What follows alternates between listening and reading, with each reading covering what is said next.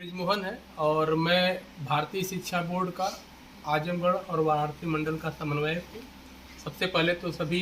Media के बंधुओं का मैं बहुत बहुत स्वागत करता हूँ, अभिनंदन करता हूँ कि आपने समय दिया।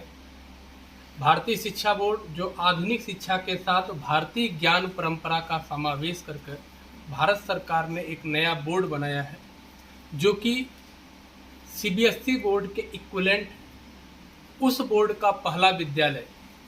मऊ जनपद में प्रारंभ हो रहा है और आज़ाद हिंद इंटर कॉलेज नाम से यह विद्यालय प्रारंभ हो रहा है, जिसका शुभारंभ 4 अप्रैल को हो रहा है। इसके चेयरमैन आदरणीय डॉक्टर एनपी सिंह जी जो रिटायर्ड आईएएस हैं, उनके कर कमलों द्वारा ये उद्घाटन, ये शुभारंभ होने जा रहा है। भारतीय शिक्षा बोर्ड जो कि आधुनिक शिक्षा के साथ भारतीय ज्ञान परंपरा का समावेश कर रहा है। जैसे अब तक की हमारी जो शिक्षा प्रणाली थी उसमें एक बहुत बड़ा हमने एक गैप देखा कि हमारे बच्चे अपनी संस्कृति के साथ, अपने मूल्यों के साथ, अपने धरोहर के साथ और भारत की जो ज्ञान परंपरा है,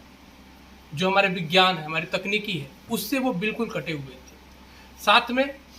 जो शिक्षा में आज दुनिया में जिस प्रकार का, जिस लेवल का कंपटीशन है, उस कंपटीशन में भी हमारे बच्चे और आगे जा सके, विश्व स्तर पर वो आगे बढ़ सके, इसलिए भारतीय शिक्षा बोर्ड का एक नए तरीके से पूरा पाठ्यक्रम बनाया गया है। गणित हो, अंग्रेजी हो,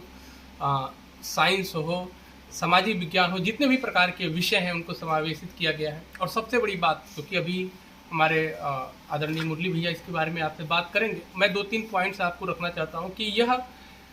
भाषा के आधार पे जो पूरे दुनिया में एक विभाजन किया जा रहा है और खास करके भारत में भी आप देख पा रहे हैं कि विभाजन करने का प्रयास किया जा रहा है। भारतीय शिक्षा बोर्ड देश की एकता के लिए भी बहुत इंपॉर्टेंट है, क्योंकि आप हिंदी, अंग्रेजी, संस्कृत भाषा का तो बच्चे को बोध होगा ही होगा, साथ में भारत की 10 अन्य भाषाओं के बारे में भी वो जान पाएंगे, पढ़ पाएंगे। उनके लिए भारत की अन्य भाषाएं एलियन लैंग्वेज के रूप में नहीं होगी, बल्कि उसके बारे में वो सामान्य बोध रख पाएंगे। इस शिक्षा बोर्ड की सबसे बड़ी खासियत ये है कि यह शिक्षा बोर्ड आपको अंग्रेजी माध्यम में भी पढ़ने की सुविधा देता है, हिंदी माध्यम में भी पढ़ने की सुविधा देता है और